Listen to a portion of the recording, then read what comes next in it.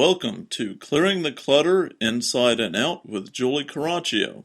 Every Tuesday at 1 p.m., Julie interviews experts on all areas of clutter: physical, mental, emotional, and spiritual. Learn easy to implement tips on how to release clutter and get organized to create the life you choose, deserve, and desire. An award-winning professional organizer and coach, Julie also shares suggestions to help you live clutter-free for a more joyful and fulfilling life. Do you let go of clutter, but then at no time it's back to the way it was? Do your books on releasing clutter and getting organized collect dust on a shelf? Do you know you need to dig deeper on releasing clutter but keep getting stuck? Our Clearing the Clutter Inside and Out, Releasing and Affirming MP3s support you in all areas of your life: physical, mental, emotional, and spiritual. Learn more at reawakenyourbrilliance.com. So on today's show, we're going to be talking about information overload. At least in industrialized nations, and I would even argue that farmers today, with all the information and technology they can learn to grow products, everyone is on information overload. But how do you handle that? I'm in the middle of a learning curve actually for this show, and last week in the middle of class, I said, don't tell me anymore. My brain can't handle it. I don't want any more information. So learn tips and tricks today where you can learn to handle the information overload. And I'd like to tell you about today's guest. Emily Parks founded Organized for Success, LLC in 2007. She specializes in productivity and technology for small businesses for both PC and Mac. She utilizes technology and business organization systems to help clients increase efficiency and output by creating customized plans to incorporate into daily operations. Emily provides one-on-one and team consulting in person or via Skype, Google Plus Hangouts, or Uvu, customized workshops and trainings, workflow processes, and how to organize your workspace statewide in North Carolina. Welcome, Emily. Thank you, Julie. I'm glad to be here today. We are excited to have you because technology drives me nuts, and if it wasn't for you, I don't know what I'd do. Oh, it's definitely a tool in our toolbox, that's for certain. It's not going anywhere anytime soon. Yes, and sometimes I say unfortunately that. But let's get started. We've got lots of good stuff to talk about today. We're bombarded with information 24/7 in both our personal and professional lives. How do we take control? Julie, you are so correct about that. We are all inundated with information 24/7, and it can be extremely overwhelming. I think it's important to start solving the situation by considering how we got here. Digital storage space is much less expensive than it's ever been before. Regular folks, in addition to companies, are contributing online content, which simply multiplies the amount of content being generated. Our tech tools, our smartphones, our tablets, our two-in-ones, all of our gadgets do so much more than ever before, and mobile professionals are on call for working 24/7. Therefore, to take control, we must address 5 different challenges.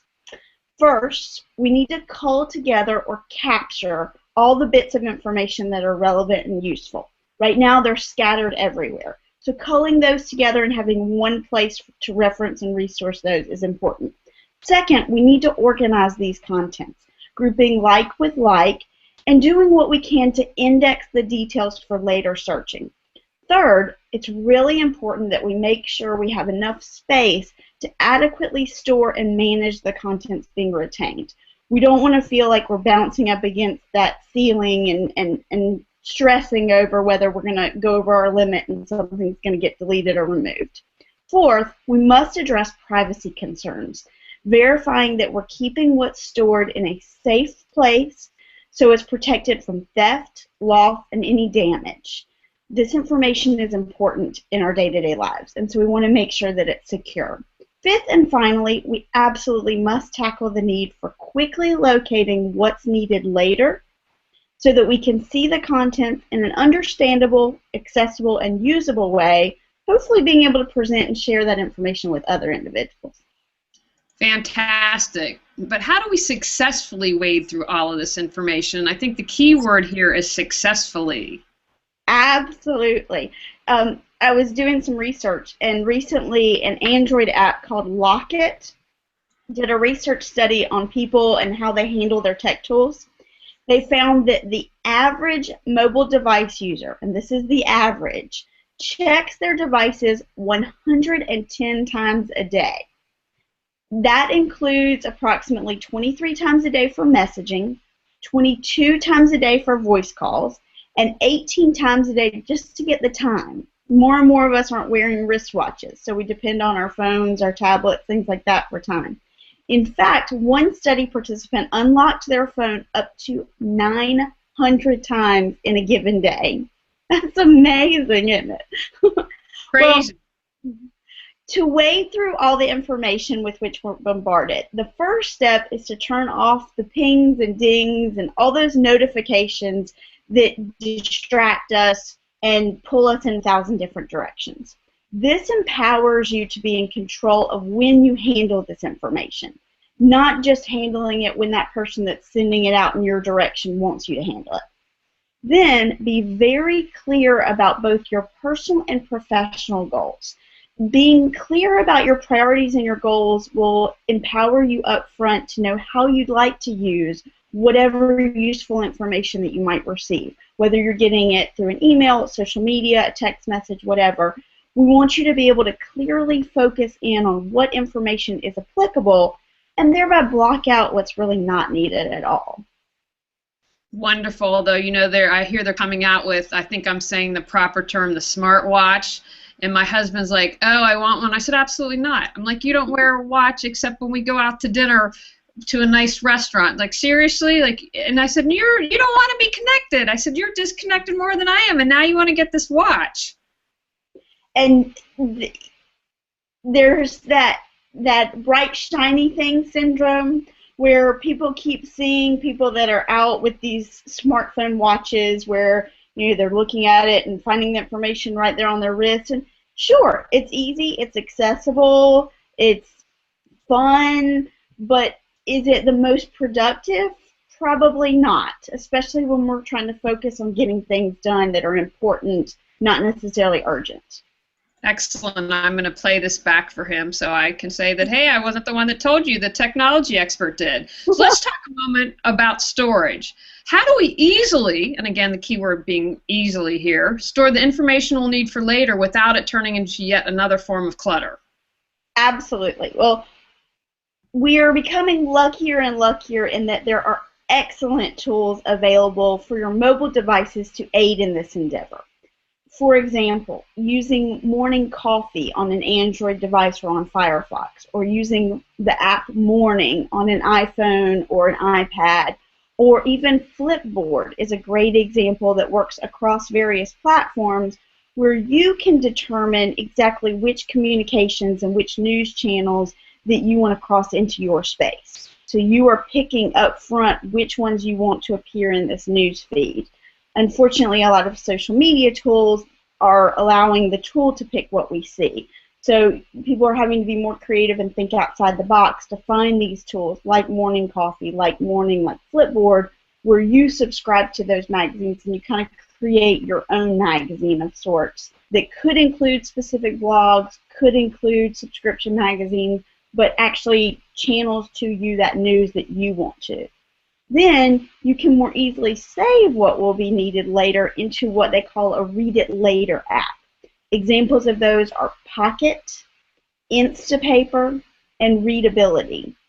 Likewise, for any blog or website that posts content in a stream, you can pull that content into what they call an RSS feed, which can be read in an RSS reader. Examples of those are Feedly, Quite RSS, Feed Reader, NewsBlur, which I think is a very appropriate name since sometimes we feel like we're in a blur when we're reading the news. RSS Owl and NetVibes are all examples of great RSS readers that allow you to be in control of what information you get in front of you instead of being bombarded by what others want you to read. While Pinterest has kind of been pigeonholed as this do-it-yourself planner or pulling fashion together or helping with a home renovation or crafts or cooking.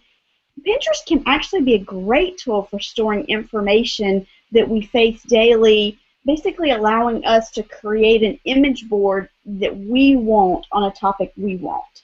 So maybe if you're working on a particular client's project, or maybe you're working on planning a specific event, then you can use Pinterest for all that research and planning and evaluating news and information related to that particular topic that's of interest to you instead of everybody you might be following. Alternatively, Twitter can be a great tool for storing information. This onslaught of sweet tweets that we get on any particular date could be easily culled together into your favorites. When you're on Twitter and you see the little star that's underneath a tweet that you really like and think you'd want to reference later, if you click on that star, it makes it one of your favorites. Then whenever you're logged into Twitter, if you go to twitter.com/favorites, you'll be able to see every sweet tweet that you've marked as a favorite tweet. And that's a great way of culling that together. A lot of times if I'm doing research for a client, I may pull together the most recent tweets that would be applicable, mark them all as favorites, so that then they appear at the top of my favorites page when I go to work with that client. And let's not forget my all-time favorite tool for sharing information that we'll need to later reference. I highly recommend that you do a self-made database in Evernote. Evernote can allow you to cull together clippings from the internet, text that you've typed in yourself, photos of things that you want to reference later, annotated images, video, audio, but really importantly, you can actually send emails into your Evernote account so that way you can cull together within any of the aspects of your database exactly what you'd want to reference later. The search capabilities make it so it's not filled with clutter because you can find what you're looking for within the search criteria you need to use. It's an excellent tool.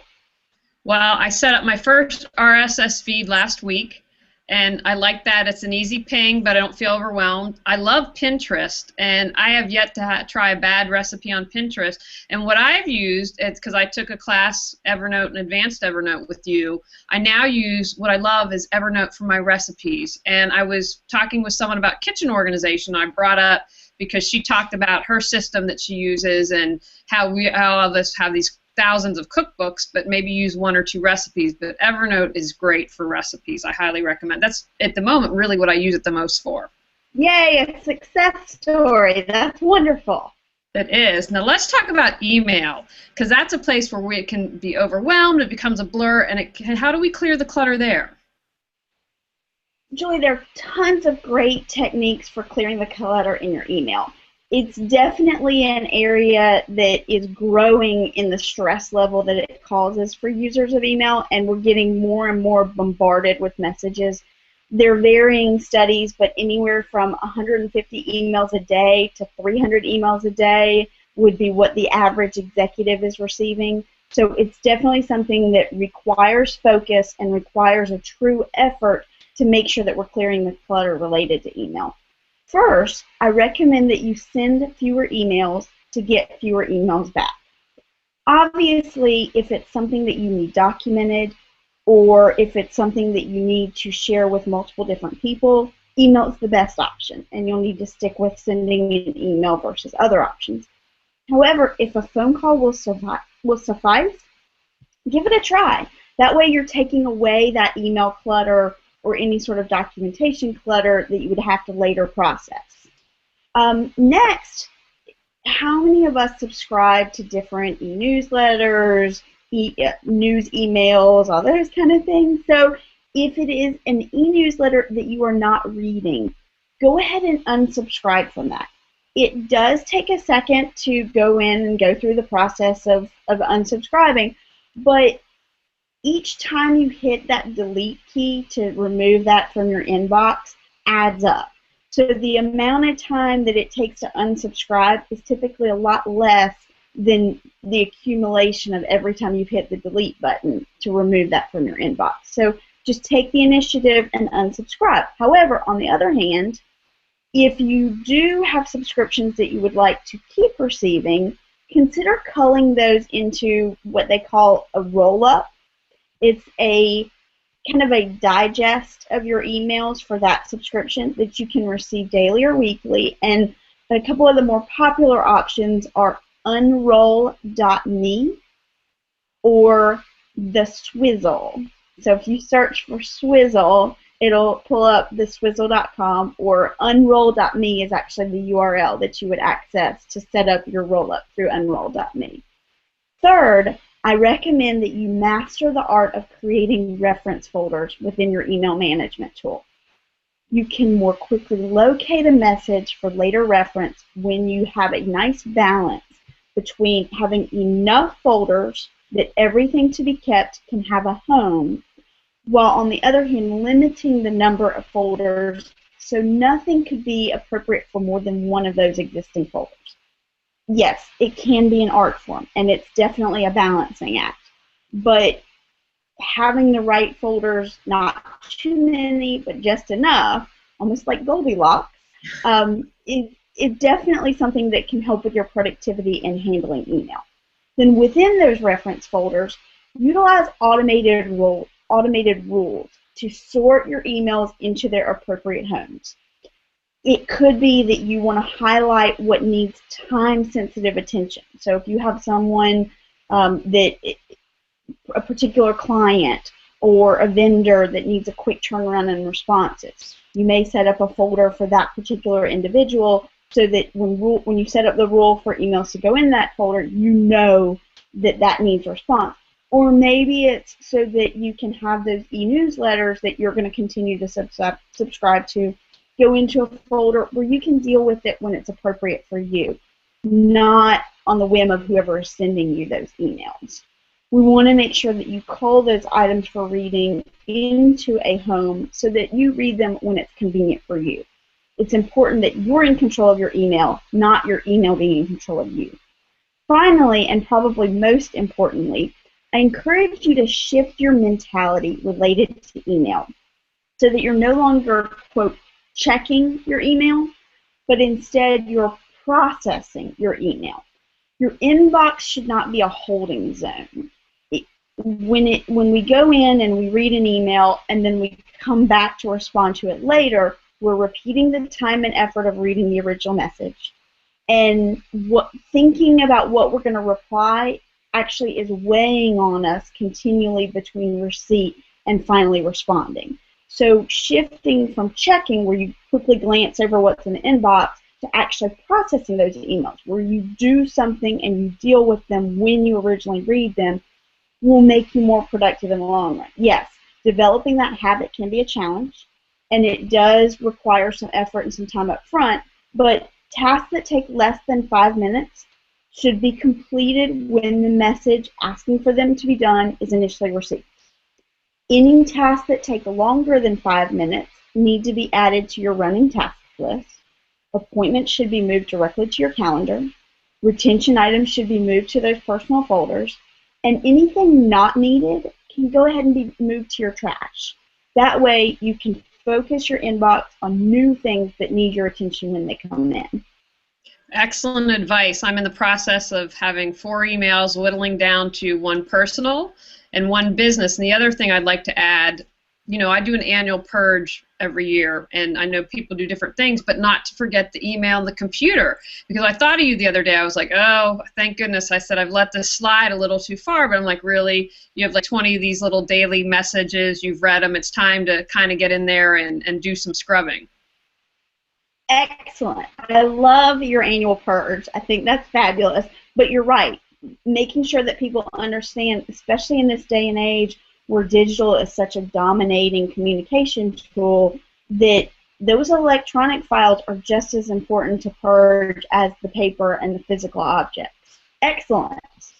Yay, gold star for me. Now let's talk about this. How do we discard what's irrelevant? And Emily, I'm sure you have had clients, I know I've had them, just have this fear like a true fear that like, oh my gosh, if I just this fear that they're going to let something important go. So how do we determine what's irrelevant? Absolutely. That fear of I might need this one day can truly be debilitating. But it's important to remember that that delete key can be your friend.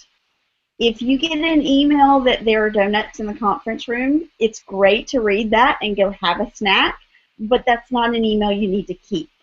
There's no need to hold on to anything that is no longer accurate, applicable, useful, or bringing you joy.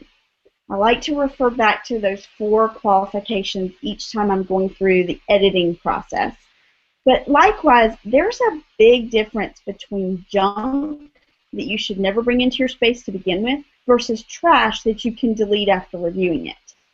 The donuts email is a great example of something where you want to read it, but it's not something to keep around. So that's trash. Whereas junk would be something that is offering you this fabulous vacation if you buy X number of something. Well, that's something you don't want coming into your environment usually. So being clear in one's mind about what's junk versus what's trash, and then when you determine what to save, ignore, or delete, consider what can be easily located online later.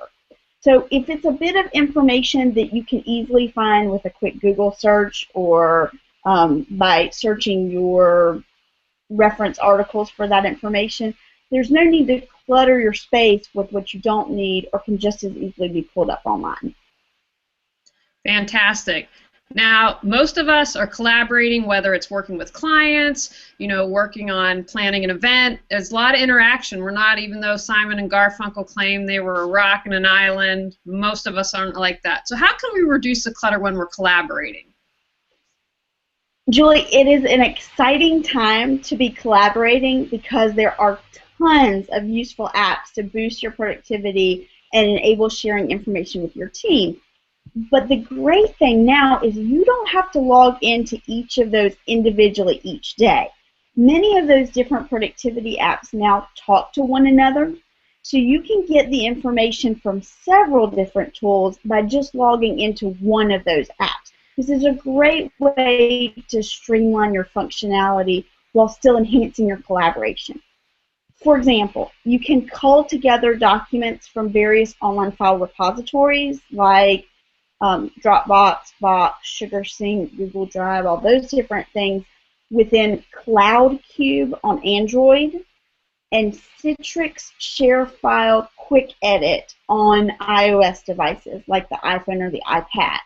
So when you go into one of these 2 apps, whether it be CloudCube or the Citrix ShareFile Quick Edit, you can do a quick search for a specific file, and it will look across all the different online file repositories that you've given it access to search. So you don't have to remember, was this in Google Drive, or was this in Dropbox, or was this in SugarSync? All you have to do is go to your combined or culled together database, and it will figure that out for you. Another great option is Quip Business. This tool lets your team combine shared documents along with messaging about those documents side by side. So you have all the information necessary for related projects right there in that one place. Further, both the Catch app as well as it's called Hojoki, Hojoki, they are both apps that merge data from multiple different apps, which is particularly useful for management that's overseeing what team members are doing on these different apps. But by logging into either Catch or Hojoki, you can get a quicker response and easier understanding of all that's happening. As your team grows and evolves, it's important that people always be thinking about what tech tools can help them be more efficient and to kind of limit all those different logins. It's amazing how many of us have lists and lists and lists and lists of different passwords and logins. So if we can access more than one of those by logging into just one, it saves time, energy, and reduces a lot of clutter. That's an excellent point, because I tell you, that was the last pass is worth every dime, and the older I get, anything that's going to help me not have to remember something, sign me up, because it just makes your life a lot easier. And then, you've had the problem when sometimes, oh, it's been broken into, you need to change the password. It's too much. And my brain doesn't work as well as it used to. So being able to call all that together in one place is much, much easier. It definitely is. And let's talk a moment about paper. When electronics came out, everyone's like, oh, paper's going away. Not at all. So how do we reduce and clear the clutter in our paper? Well, to start, I think it's important to acknowledge that it is easier to find what's needed in electronic form versus paper. So I do recommend to people that if it's something you can convert from paper to electronic, take the initiative and be proactive about that. There are powerful scanning options out there like Doxy, Fujitsu, and Neat. So any of those would be great for folks to research and see if they're applicable for their needs. Doxy, Fujitsu, and Neat. But even if you just take simply a photo on your smartphone or your tablet of a piece of paper, that can easily convert that paper into an electronic format. However, beyond that, just like email, it's very important to consolidate what paper comes into our space with an inbox. If you are in an office environment, you have people bringing you mail on a daily, weekly basis, and it can get very overwhelming when you walk back into your office and you have a stack of newly delivered paper sitting right there on your desk or in your seat. If that's the process you have right now, you realize that you're dealing with that paper when they want you to deal with that paper, which is not always realistic or helpful. So if you have an inbox either by your door or near the entry to your office, you empower yourself to address what's most important when it's convenient to you, not when that person brings it by and it sits on the corner of your desk. Additionally, I find that horizontal is hidden and vertical is visible. So if I have an inbox by the door and things are dropped into it in a vertical manner, it's easier for me to see exactly what I have and what needs to be addressed at what time period. But it's important that I'm in control of that rather than it being in control of me. Additionally, when addressing the clutter related to paper, I recommend that you create naming conventions that will mirror between your paper files and your electronic files. You talked about purging. It's really important to schedule time regularly to edit out the contents of your retention files. Electronic, email, paper, yes, we give them homes, but it's important to go back and realize those homes can't be ever evolving and filling up with just things continually. It's nice to go and find the things that are no longer needed and take them out of that place. When any piece of paper is no longer accurate, applicable, useful, or bringing you joy, get it out of your space. Whether that's via recycling, shredding, whatever works for you, clear the clutter out and make that a habit that you do on a weekly, monthly, quarterly, annual basis, whatever works for you. Finally, I do recommend that you utilize a fireproof safe for those most important papers, especially what needs to be accessed quickly in the event that you were to die or be incapacitated. A lot of people have kept those in safety deposit boxes for years, but if you were incapacitated, then there will be no access to that, and if you die, there's a delay in your heirs being able to get to that. So utilizing a fireproof safe for those extremely important documents is a great way to clear that clutter out of your regular files and keep it in a place that the right people will be able to get to when they need it. Oh, well, you've just given me a to-do, because this is good to know. We found a safe. We got a great deal. Business was going out of sale, so this is an old school hardcore safe, but we have other things, and I didn't even think of that, but all my papers are in one container, so thank you. They're going to slide right in there, and I've got to write that down and make sure I do that. Now, talk about the power of one. I've heard you mention that. What do you mean by that? While many people claim that one is a lonely number, I found it to be an extremely powerful number for boosting folks' productivity. In my work with individuals and corporate teams alike, I'm continually reminded that each of us is just one person. We don't have our work person and our home person. I'm Emily, regardless of what environment in which I'm living at that point in time. So with that in mind, there are 5 basic tools I found most helpful when you just use one of them for all elements of your life.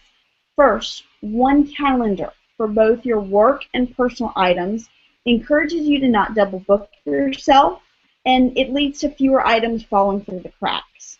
Second, one running task list that funnels into one daily to-do list for each day means you more easily know exactly what needs to be done at any moment in the day. And it also allows you to focus on the 3 to 5 action items that are most important for that current day. Third, one data dump that enables your brain to think rather than remember details.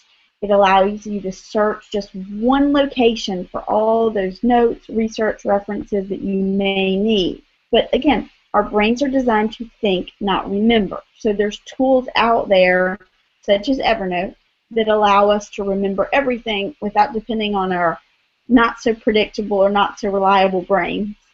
Next, one address book for both work and personal contacts. That will enable you and empower you to better maintain your contact most current information. Yes, people move, people change phone numbers, and we want to have one centralized place that we can reference to change those, update those, make the information accurate. And finally, one weekly strategy session that's supported with a daily wrap-up. It's going to allow you to have a game plan for attacking what absolutely must be done each week, whether it's tasks or whether it's appointments you have to go to.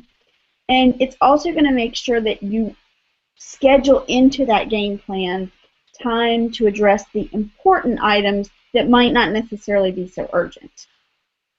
Wonderful. I won't mention any names, but someone I'm related to doesn't believe in the power of one. So one year someone had a really great Christmas in my family because they found a stash of gifts. And I do this throughout the year. I have a gift shelf, and if I find something on sale, I put it away. But they couldn't remember where they had put the gifts. So it was a great Christmas for someone that year, but I will be kind and not mention relative. Now, of all the questions I've asked you, I'm going to think that this is probably, in my view, the most important. I read an article that you had written where you suggest setting accessibility boundaries. Talk about this. This is a very hot topic these days for people. I truly believe that work-life integration is slowly but surely replacing the concept of work-life balance. But I also believe it's absolutely vital for busy professionals to set limits on their availability to customers, vendors, and other team members. There is absolutely no right or wrong answer about how accessible any person should be. But it is important to set guidelines on what works best for you and your unique needs and your business's unique needs. There are plenty of tools and software that can mesh with the way you need to communicate day to day, but it's super smart to step away from all those tools from time to time. Whether you are an introvert or an extrovert, it doesn't matter. It's important to incorporate downtime into your routine and to disengage from our electronic communications, building some much-needed quiet into your day. This can be time for reflection, for progressing towards your goals, for re-energizing, or whatever meets your needs. But the value of this disengagement and this downtime is beyond measure. I'm with you 1,000% on that. Do you have any final thoughts on surviving the info avalanche that you'd like to share? Absolutely. I think that streamlining can be absolutely vital in clearing the clutter. And there are 2 tools for streamlining in today's information avalanche that we haven't discussed yet. First, although it's important to have the right message in the right framework or in the right tool in front of the right audience at the right time, in order to grow your business and to communicate with your constituents, you can't be everywhere all the time. You can't be in front of every social media tool at the right moment. It's just, we're one person. We're going to have to be in different places. We can't be in more than one place at the same time. So a social media manager can be very valuable. Options include Buffer, Hootsuite, Postling, Social Oomph, and Sprout. But find the one that best meets your unique needs and test it out before committing. But they will enable you to schedule the right message to be in front of the right audience at the right time without you having to be there manually doing it. And it will also enable you to track the response that you're getting. Second, since our brains are meant for thinking and not remembering, a customer relationship manager can help you remember the details of your previous interactions with contacts, as well as each contact-specific needs for follow-up. So if you talk to someone in the spring that needs follow-up in the fall, you can put that into your customer relationship management tool, and it will automatically remind you, oh, yes, XYZ person wanted you to follow back up with them at this point in time. I recommend looking at Infusionsoft, Insightly, Nimble, and Zoho, but this is an area that is continually growing and multiplying with options. So the key is to find the tool that matches your specific needs, but addresses that problem of my brain can think, not remember, and how do I remember all the details of my client interactions? Wonderful. Now it's a freebie. You got to share any tip in any area of clutter where people can release it. What's your final thought on releasing clutter? Well, even though it might seem impossible, I think it's important for people to remember that you can survive the information avalanche in today's society. It's just that you have to be focused in your efforts, and you have to fully utilize the available tools to help you. There are resources out there to make it easier, but take it step by step. Baby steps can make a big difference. So pick one tool to implement today. See how that goes, and then in 30, 60, 90 days, maybe you add something else to simplify your life. But don't hesitate to ask for help, and keep evolving as the methods and tools around us continue to evolve. All right, fantastic. Now, Emily, please share how people can find out more information about you and other things that you do so they know. Well, I am extremely excited to be teaching classes at North Carolina State University's Technology Training Solutions Unit. So that is a great place for people to connect with me and to also receive additional information. But you can always follow content on organizeforsuccess.biz, which is the URL you can see on the screen below me right now. And I do public workshops as well as one-on-one consulting with individuals. So I would love to be able to help any of your listeners, whether it be in person or via Google Plus Hangout down the road, to make sure that you're getting more done in less time, quickly finding what you need when you need it, and most importantly, taming your technology. In this day and age of us being so dependent on our tech tools, it's important for us to be in control instead of our tools being in control. Absolutely, and I highly recommend. I've taken several of her classes. It's a burden off of my shoulders because I don't have time, I don't have an interest, but I can just go get what I need quickly from Emily, and it saves me a lot of time. And I'd like to thank our guest, Emily Parks of Organize for Success, and I want everyone to go out and clear some clutter and create the life you choose, desire, and deserve. Do you let go of clutter, but then at no time it's back to the way it was? Do your books on releasing clutter and getting organized collect dust on a shelf? Do you know you need to dig deeper on releasing clutter but keep getting stuck? Our Clearing the Clutter Inside and Out, Releasing and Affirming MP3s support you in all areas of your life: physical, mental, emotional, and spiritual. Learn more at reawakenyourbrilliance.com. Thanks for tuning in to Clearing the Clutter Inside and Out. Sign up for our newsletter and receive a free copy of 10 clutter-free living tips. Ready to create the life you choose, deserve, and desire? Learn about Julie's coaching, ebooks, online monthly decluttering classes, how to organize your life, office hours, and her unique clutter-free living mastermind at reawakenyourbrilliance.com. You can also watch all episodes on YouTube or download on iTunes and more. Join us next Tuesday at 1 p.m. Remember, the journey of 1,000 miles begins with one step.